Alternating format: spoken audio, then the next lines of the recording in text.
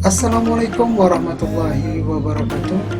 Selamat pagi, terima kasih sudah menonton video ini. Video ini nggak perlu di-subscribe, apalagi teaser guys, tonton saja.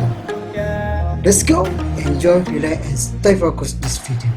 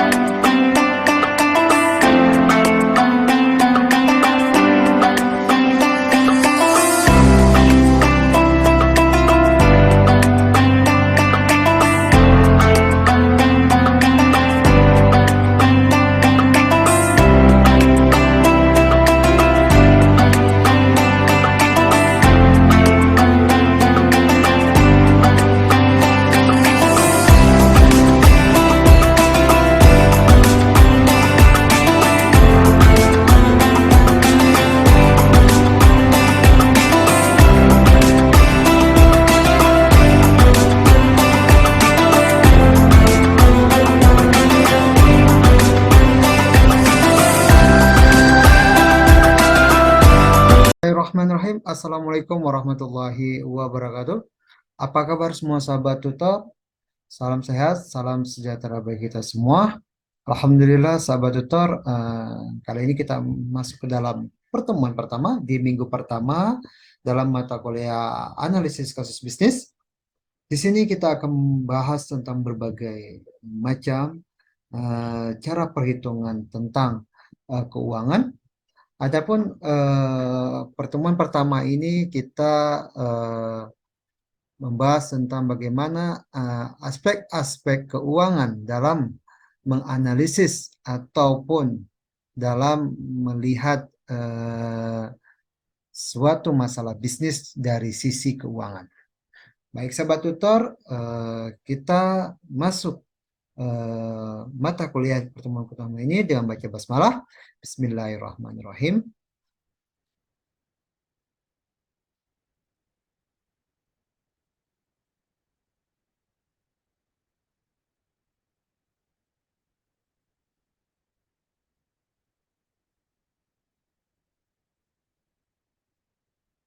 Baik, sahabat tutor,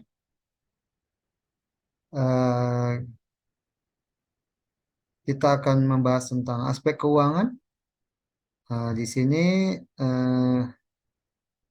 kita membahas tentang studi kelayakan bisnis dari sisi aspek keuangan. Adapun cara melihat apakah sebuah bisnis itu baik atau tidak, bagus atau tidak, tentunya perlu yang kita namakan penelitian. Dalam hal ini adalah bisnis itu sendiri melihat laporan keuangannya, apakah laporan keuangannya itu sudah baik atau tidak. Maka perlu kita pahami bahwasanya untuk menganalisisnya, apa saja yang perlu kita perhatikan, yaitu besarnya biaya investasi dan modal kerja, serta tingkat pengembalian investasi itu sendiri. Jadi maksudnya sahabat tutor, jadi kita melihat berapa sih ya, berapa ya dana yang akan kita investkan ke dalam usaha itu sendiri. Lalu dari dana tersebut berapa yang digunakan yang benar-benar itu untuk modal kerja. Artinya, uang yang kita investasikan itu tidak serta-merta semuanya digunakan untuk kegiatan main course usaha itu sendiri, ya. Usaha itu sendiri. Jadi, main course usaha yang itu sendiri yang digunakan adalah bagian besar dari total dana yang kita investasikan. So, tidak selalu uang yang kita berikan atau investasi yang kita berikan itu dalam konteks full money. Oke, jadi kita perlu aspeknya. Berapa sih uang untuk modal kerjanya dulu? Berapa sih dana yang dibutuhkan untuk supaya usaha ini bisa berjalan? Dari investasi dan modal kerja itu sendiri, kita bisa melihat bagaimana tingkat pengembaliannya. Apakah tingkat pengembaliannya ini dalam waktu beberapa bulan atau beberapa tahun?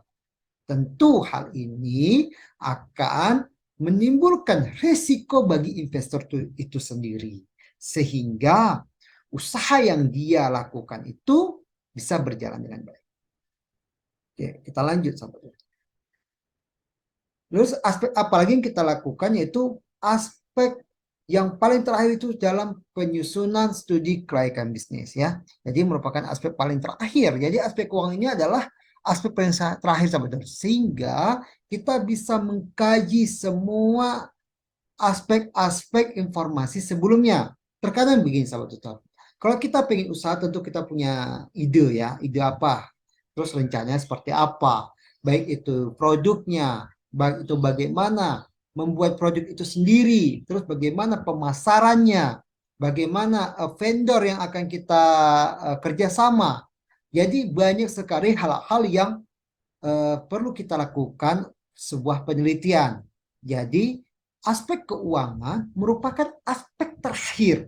Setelah kita tahu, oh produk ini yang akan kita buat, terus bagaimana cara membuat produk ini, lalu kepada siapa kita akan memasarkan, menjual produk ini, dan lalu kepada siapa saja kita bekerja sama. Setelah kita tahu itu semua, kira-kira sanggup nggak kita memodalinya? Sanggup nggak kita memiliki dana untuk melakukan kegiatan usaha itu sendiri? Tentu perlu hal-hal yang sifatnya detail, sahabat tutor, ya. Sahabat tutor, di sini juga kita perlu bahas tentang bagaimana tujuan dari aspek keuangan itu sendiri. Adapun aspek keuangan itu sendiri adalah jadi tujuan aspek keuangan ini itu yang pertama kita analisis sumber dana usaha. Jadi kita tahu dulu dari mana kita mendapatkan dana, ya, dari siapa saja para investor kita, apakah itu investor dari dalam hal ini adalah owner atau si pemilik mau usaha, atau investor dari luar, yaitu para kolega-kolega owner kita yang ingin menginvestkan dananya, ataupun dari kreditur. Dalam hal ini kita meminjam dana dari bank, ya. Lalu tujuan berikutnya untuk menganalisa kebutuhan biaya investasi. Kebutuhan biaya investasi seperti yang kakak bilang tadi, bahwasanya kita sahabat tutor, kita harus membedakan yang mana keinginan dan kebutuhan. Kita memiliki keinginan untuk mendapatkan keuntungan atau laba usaha yang besar. Namun dalam pengelolaannya, dalam menggunakan modal kerja, tentunya kita sesuai kebutuhan. Kebutuhan untuk modal kerja. Hal ini tidak semua uang yang kita investasikan langsung diberikan secara full, tentunya sesuai dengan kegiatan kerjanya. Lanjut kita dengan yang ketiga, itu analisa besarnya modal kerja. Ini hampir sama dengan biaya investasi. Investasi itu semuanya, modal kerja itu ada beberapa sebagian dan yang kita gunakan untuk supaya usaha ini bisa berjalan. Lalu proyeksi rugi laba. Nah, dalam hal ini sahabat tutor, kita tidak pernah memungkiri bahwasanya usaha itu up and down atau bisa rugi ataupun laba. Namun di dalam kita menganalisis, tentunya kita perlu yang namanya optimistis dalam penggunaan anggaran. Yang dulu anggaran yang memberikan koreksi terhadap usaha kita menghasilkan laba. tentu hal ini akan memotivasi para investor atau para owner untuk menginvestkan dananya ke dalam usaha itu. Karena apa? Karena kalau tidak membicarakan proyeksi, maka bagaimana mereka akan mau untuk menginvestkan dananya ke usaha yang ingin kita jalankan. Lalu tujuan aspek berikutnya itu proyeksi arus kas. Nah, yang perlu kita lakukan adalah time schedule-nya. Jadi dana yang diperlukan untuk awal-awal berapa, dana yang dilakukan untuk pertengahan mau produksi berapa, mau finishing berapa. Nah, itu ada tim schedule-nya. Jadi kita perlu tahu proyeksi arus kasnya. Lalu barulah kita membuat sebagai rancangan neraca. Kalau kita para akuntan atau para profesional dalam akuntan, kita punya proyeksi atau gambaran mengenai laporan laba rugi kita. Kira-kira neraca itu akan seperti apa? Minimal neraca awal sebelum usaha itu berjalan maupun neraca sudah saat itu jalan. Neraca awal itu tidak mencerminkan, itu hanya neraca gambaran. Tapi setidaknya kita memiliki analisa dalam melakukan usaha ini. Apa aja yang kita dapatkan, apa saja aset yang kita butuhkan, lalu apa saja berapa laba yang akan kita hasilkan. Nah, tentu adanya analisa itu proyeksi neracanya. Lalu kita bisa membahas tentang bagaimana analisa sumber dana bisnis. Nah, sumber dana bisnis ini sebenarnya hampir sama dengan analisa sumber dana usaha ya. Cuma analisa sumber dana bisnis itu kan tidak hanya kita mendapatkan dana segar dari para investor seperti tadi yang kakak bilang bahwa owner ya, para investor dari luar, bahkan dari kreditur dalam hal ini perbankan, tapi juga kita analisa dari sumber dana bisnis yaitu para vendor-vendor yang bekerja sama dengan kita. Kita tidak semua menjalankan bisnis itu dengan uang cash, sahabat tutor. Tidak semua bisnis itu dijalankan dengan uang tunai, tetapi juga bisa lakukan dengan hutang ya. Lalu kita yang berikutnya analisis tingkat pengembalian investasinya. Lalu ini hal yang paling penting yang sahabat tutor perhatikan dalam menganalisa kasus bisnis ya, dalam aspek keuangan itu bagaimana kita memberikan sebuah argumentasi bahwasanya dana investor itu aman, safe ketika berbisnis, ketika menginvestkan dananya ke dalam usaha kita. Dan kita juga bisa memberikan bagaimana pengembaliannya. Nah, ini penting sekali sahabat tutor. Maka kita buatkan semacam schedule pengembalian investasi atau pengembalian laba yang akan kita comparekan dengan laporan keuangan, baik itu laporan laba rugi, laporan perubahan modal maupun laporan posisi keuangan atau yang biasa kita sebut dengan neraca. Lanjut sahabat, jadi jenis biaya usaha itu ada dua yaitu biaya investasi dan biaya operasional. Biaya investasi itu penanaman modal atau satu atau lebih dari aktiva yang dimiliki dan biasanya berjangka waktu lama dengan harapan mendapatkan keuntungan di masa-masa yang akan datang. Ya, ini sudah jelas bahwasanya setiap investasi tentunya ingin dapat feedback yaitu laba dan pengembalian dana yang investasikan. Yang kedua itu biaya operasional. Biaya operasional itu biaya yang dikeluarkan agar kegiatan bisnis dapat beroperasi atau berjalan secara normal, terdiri dari biaya tetap atau fixed cost dan biaya tidak tetap atau variable cost. Di sini kita bisa melihat ya perbedaan antara biaya investasi dan biaya operasional. Biaya investasi itu kita menanamkan modal tapi dalam bentuk aktiva dan bentuk aset, yaitu barang ya, di mana barang itu bisa dipakai berulang-ulang dengan jangka waktu yang lama ya, sehingga apabila terjadi mohon maaf dalam tanda kutip usaha kita gagal ataupun mengalami kolaps, barangnya tadi kita beli sebagai investasi itu bisa dijual kembali. Sementara biaya operasional itu sahabat, biaya operasional itu lebih kepada biaya yang habis dalam satu pemakaian ya, baik itu biaya tetap maupun biaya variabel. Contoh biaya tetap misalnya gaji karyawannya sudah habis, itu biaya operasional, tidak ada bentuknya, tidak ada nampak barangnya, tidak ada nampak aktivanya, itu biaya yang berpengaruh terhadap yang namanya laporan laba rugi. Oke, begitu juga dengan biaya variabel cost. Biaya variabel cost kalau hal ini biasanya biaya musiman atau jangka waktu. Kalau misalnya gaji itu biaya fixed cost yang wajib kita keluarkan tiap bulan. Kalau variable cost seperti biaya harian ya, biaya yang sifatnya optional atau additional ya. Misalnya banyak pemakaian, tentu banyaknya kita lakukan pengeluaran. Banyak menggunakan tenaga kerja, banyak juga pengeluaran terhadap biaya variable cost. Jadi sifatnya dia fluktuating. Kita lanjut sahabat tutor. Tipe-tipe biaya bisnis itu ada biaya tetap dan biaya tidak tetap. Seperti yang saya kakak bilang tadi, sahabat tutor.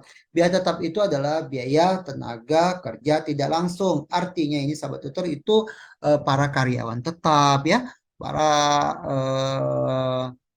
orang-orang yang termasuk karyawan-karyawan yang dikontrak ya, dikontrak dalam hal ini per tahun, yaitu termasuk biaya fixed cost. Lalu bunga bank juga merupakan fixed cost, di mana kita akan dikenakan atau mendapat kompensasi, baik itu berupa bunga kredit maupun bunga tabungan, ya itu akan ada biayanya. Lalu ada biaya asuransi, ya bahwa biaya asuransi juga termasuk biaya fixed cost dan biaya penyusutan atau depresiasi ya. Jadi penyusutan ini lebih kepada aktiva tetap kita seperti kendaraan ya. Itu harganya tidak mungkin sama dengan harga perolehan. Artinya ketika kita beli barang itu, barang baru, harganya misalnya mobil harga 200 juta, tahun berikutnya tidak 200 juta lagi sahabat tutor, bisa turun. Karena kenapa? Karena ada yang namanya biaya penyusutan atau dana depresiasi. Lalu ada biaya tidak tetap atau variable cost, ini seperti biaya bahan baku, biaya tenaga kerja langsung, dan biaya lain-lain. Biaya bahan baku jelas misalnya kita pabrik, contoh dalam pembuatan baju atau pembuatan kain kita butuh yang namanya bahan baku kapas. Itu kapas diolah menjadi sebuah kain. Nah, tentu semakin banyak kita menggunakan kapas sebagai bahan baku untuk pembuatan kain, maka semakin besar pula biaya yang kita keluarkan. Nah, terus ada biaya tenaga kerja langsung. Nah, biaya tenaga kerja langsung adalah biaya harian. Jadi pekerja itu dibutuhkan ketika ada suatu pekerjaan saja, biasanya tidak dikontrak di dalam 1 tahun ataupun per bulan, biasa dia dikontrak harian. Dia masuk dia dibayar, nggak masuk kerja dia tidak dibayar. Lalu ada biaya lain itu biaya tidak tetap seperti ya contohnya biaya lain-lain itu biaya-biaya yang bahan pendukung bahan baku. Misalnya kalau misalnya kapas itu kita butuh pewarna kain ya kan, pewarna kain itu termasuk adalah biaya yang lain sahabat tutor. Selanjutnya sahabat tutor kita juga membahas tentang jenis modal bisnis. Jenis modal bisnis itu salah satunya kita modalnya berasal dari modal asing ya sahabat tutor, itu modal di luar dari pemilik bisnis. Jadi bukan berarti itu luar negeri ya sahabat, seperti kakak bilang tadi bahwasanya sumber dana bisnis itu bisa dari luar maupun dari dalam. Dari luar itu adalah teman-teman, para kolega bisnis, si owner, ataupun para investor-investor dari luar negeri, misalnya contoh sahabat tutor.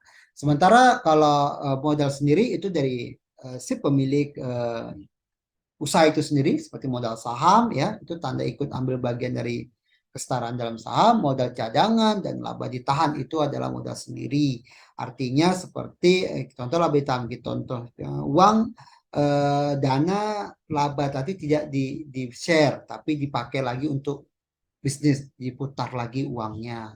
Jadi keuntungan tadi diputar lagi untuk penggunaan usaha itu sendiri.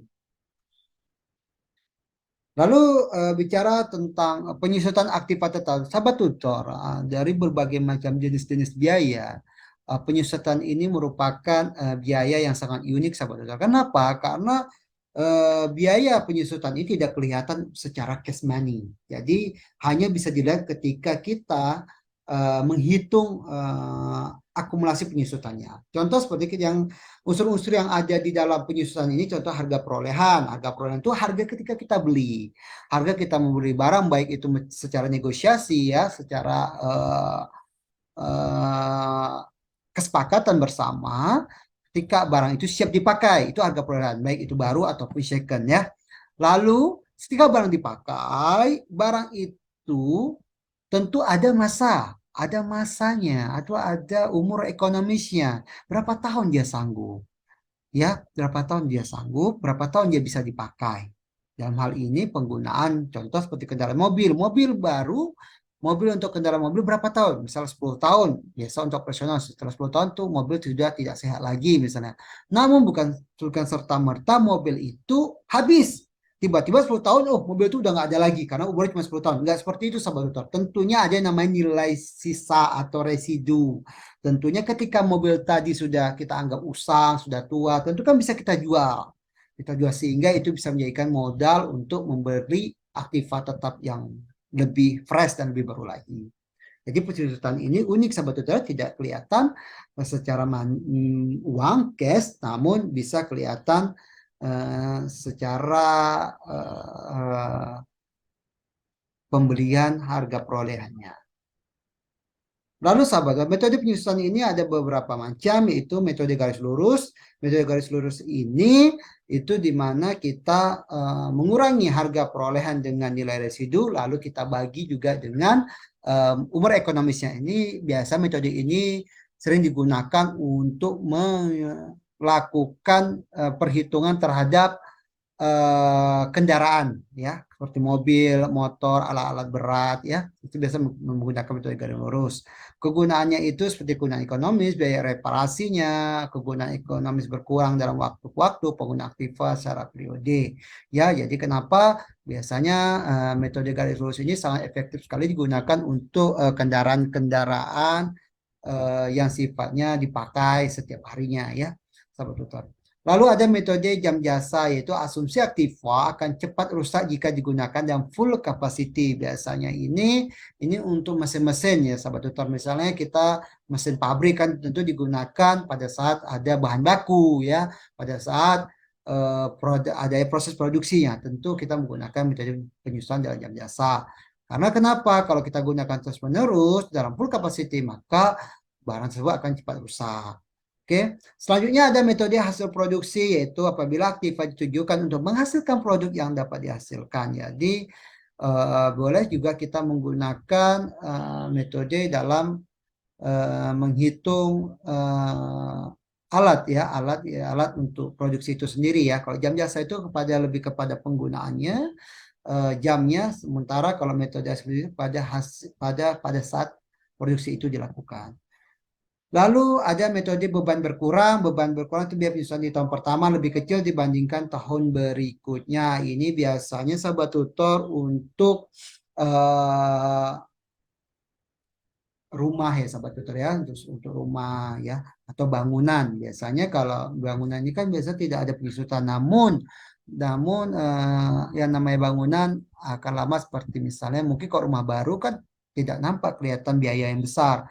Tapi lama-kelamaan makin bekal, makin tua rumah itu, maka butuhnya reparasi, butuhnya renovasi, atau itu akan menimbulkan biaya. Itu termasuk metode yang biasa digunakan untuk penyusutan dalam bangunan. Lalu kita bahas tentang azas pembelanjaan. Azas pembelanjaan ini yaitu kita bahas tentang bagaimana sih masalah keuangan yang perlu diperhatikan oleh pembisnis. Pertama, likuiditas. Likuiditas itu sahabat tutor kemampuan usaha dalam memenuhi kewajiban. Artinya gini, jadi usaha kita ini kita harus lihat apakah usaha kita ini sanggup nggak membayar hutang. Ya, jangan sampai hutang lebih besar dibandingkan aset. Nah, karena kalau hutang udah lebih besar dibandingkan aset, ini bisa terjadi nama likuiditas, namanya kebangkrutan. Lalu kita bahas tentang solvabilitas. Solvabilitas ini kemampuan usaha yang direncanakan dalam menutup segala kewajiban terhadap pihak luar, baik kredit jangka panjang maupun kredit jangka pendek yang harus tergambar dalam cash flow. Solvabilitas adalah kemampuan dari sisi keuangan kita untuk melakukan pembayaran sahabat tutor. Kalau likuiditas itu kita melakukan perbandingan antara hutang dan aset, dan hal ini adalah aset itu bisa aset lancar, aset tetap, ataupun aset tidak berwujud ya. Kalau solvabilitas, kemampuan dari aset itu untuk membayar hutang, baik itu hutang jangka pendek maupun hutang jangka panjang secara cepat. Lalu kita bahas tentang juga ada masalah rentabilitas, tingkat prosensi keuntungan dibandingkan modal usaha. Jadi tingkat persentasi, berapa sih persentase keuntungan kita perbandingan dengan modal usaha kita. Jadi bisa kita lihat, bisa kita ukur ya. Jadi misal kita melakukan investasi 100 juta.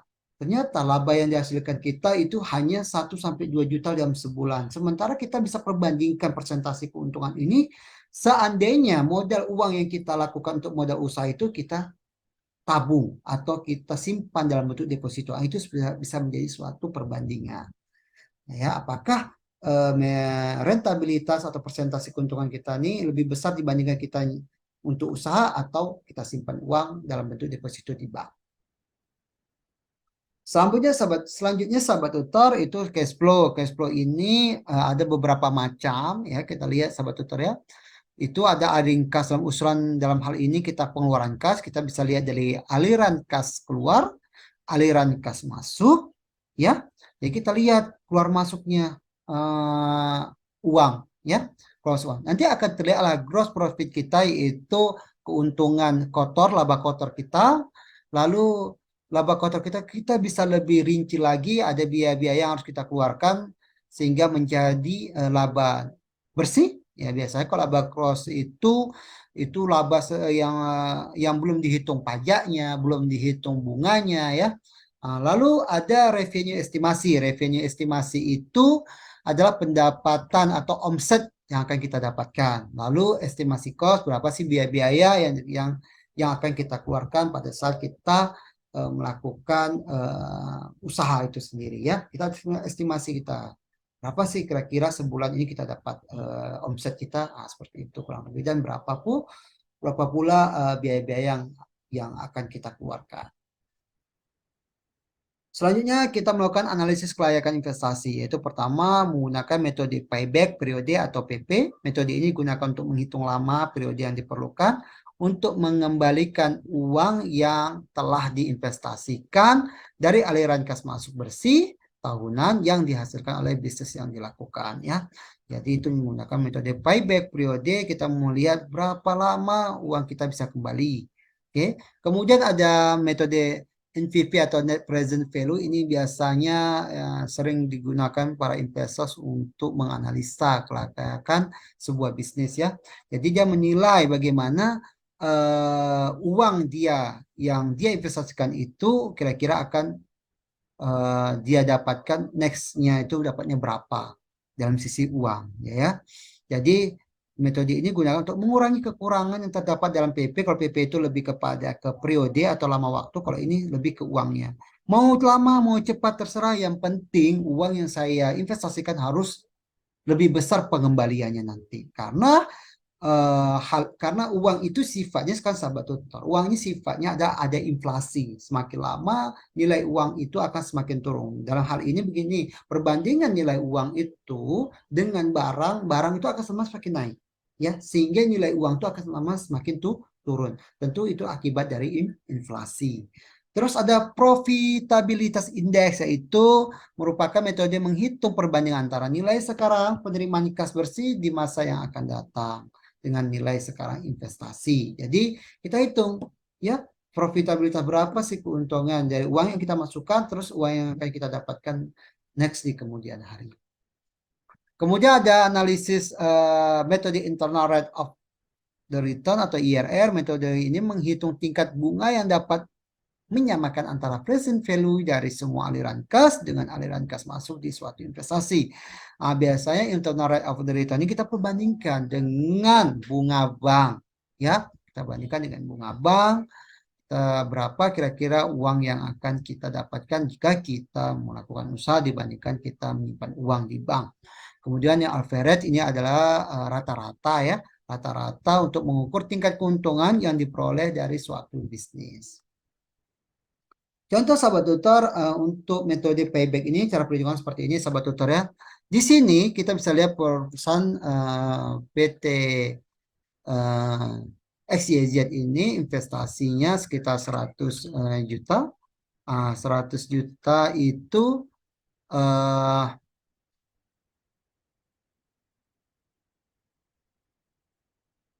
100 juta itu dia harapkan mendapatkan keuntungan sebesar nantinya 47 juta kas bersih yang diharapkan berdapat per tahun dari investasi 100 juta. Jadi hal ini bisa kita lihat sama tutor berapa tahun uangnya itu akan kembali. Jadi caranya dengan memperbandingkan atau membagi 100 juta dengan 40 juta, maka dihasilkan 2,128. Artinya 2,128 ini adalah duanya ini adalah 2 tahun, sahabat tutor. Sementara 128-nya atau 0,128 kita kali dengan 365 hari, yaitu 467 hari. 467 hari ini kita bagi dengan 30 hari menjadi 1,56 bulan. 0,56 bulannya kita kalikan ke 30 hari sehingga dapatlah 16,817 hari. Jadi dana jika kita menginvestasikan 100 juta dengan asumsi bahwasanya kita mendapat keuntungan sebesar 47 juta setahun, itu dana kita akan kembali itu dalam jangka waktu sekitar 2 tahun 1 bulan ya. Jadi uang kita akan kembali, investasi kita 100 juta tadi dalam waktu 2 tahun 1 bulan 17 hari.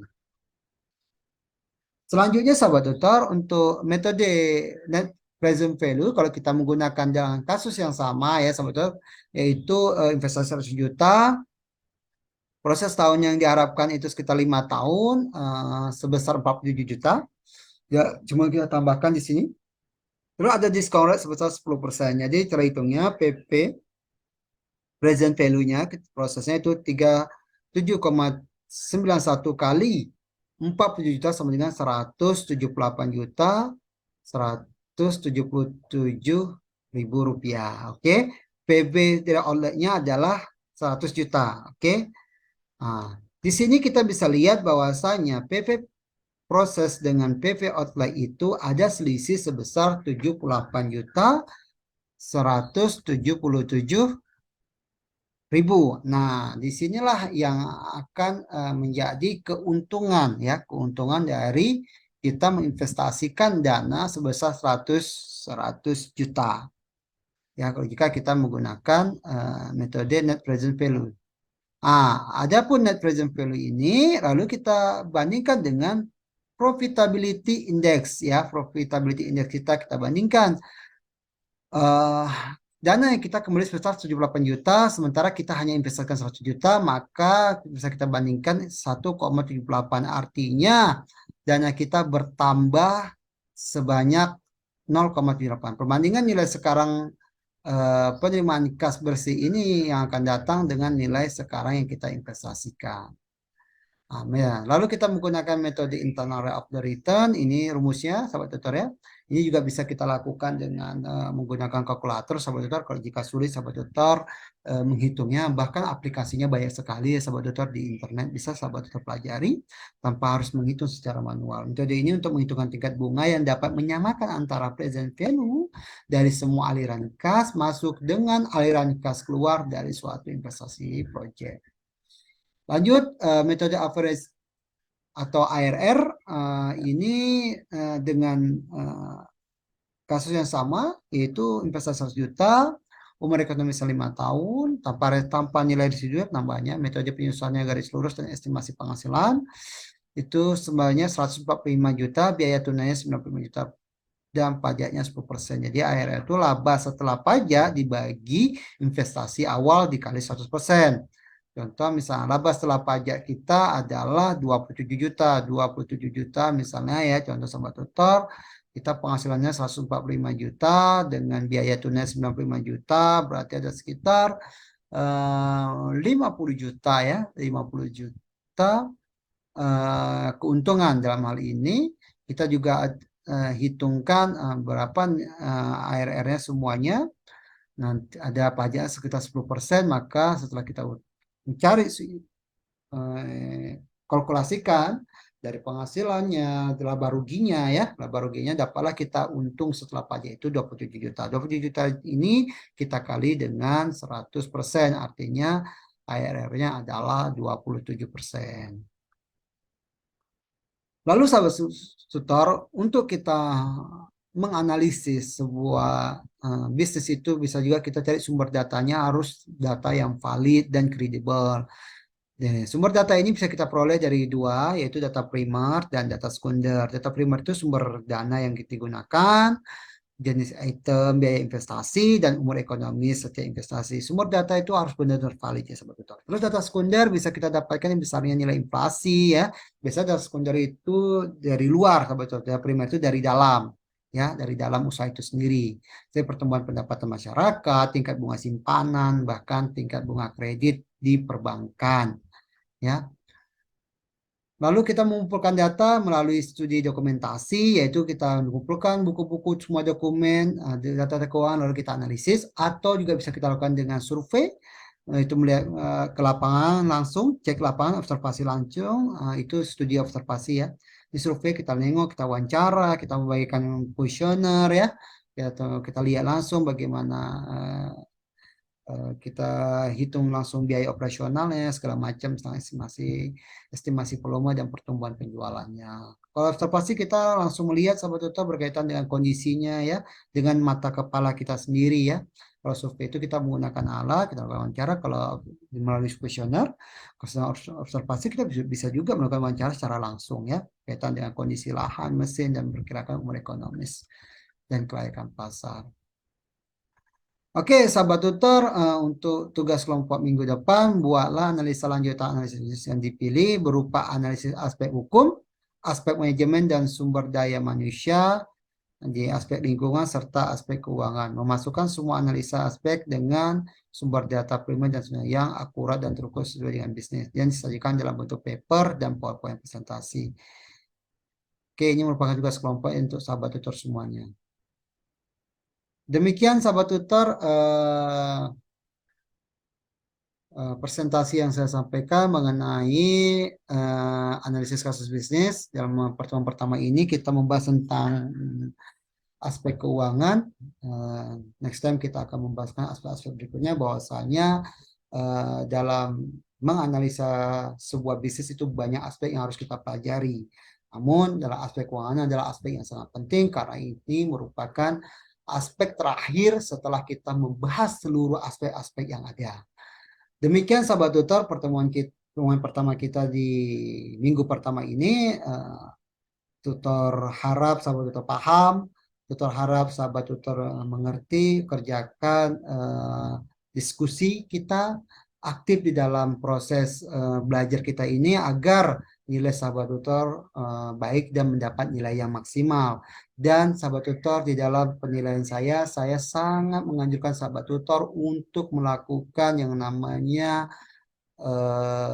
jujur dalam menjawab pertanyaan diskusi. Jangan melakukan copy paste ataupun plagiasi jawaban dari teman-teman sahabat tutor ataupun copy paste dari internet. Usahakan sahabat tutor terserah sahabat tutor mencari sumber data atau sumber jawaban itu dari berbagai sumber, namun tolong jawaban yang sahabat tutor sampaikan adalah olahan yang sudah sahabat tutor lakukan sehingga itu menjadi jawaban sahabat tutor sendiri. Di sini tutor tidak akan menyalahkan sahabat tutor jika mengambil jawaban dari internet. Namun ada baiknya sahabat tutor jawaban dari internet ini sahabat tutor olah dulu.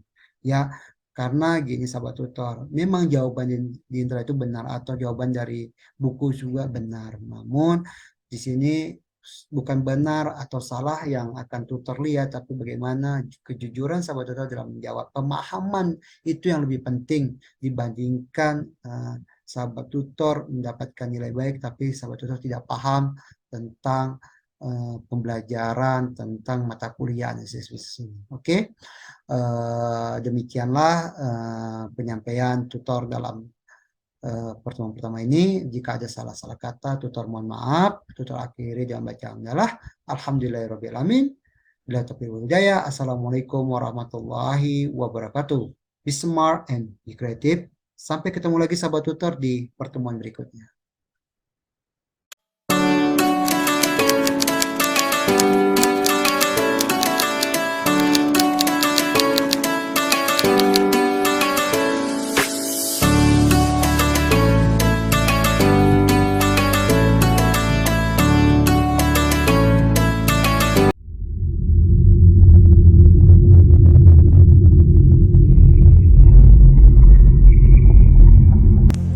Assalamualaikum warahmatullahi wabarakatuh.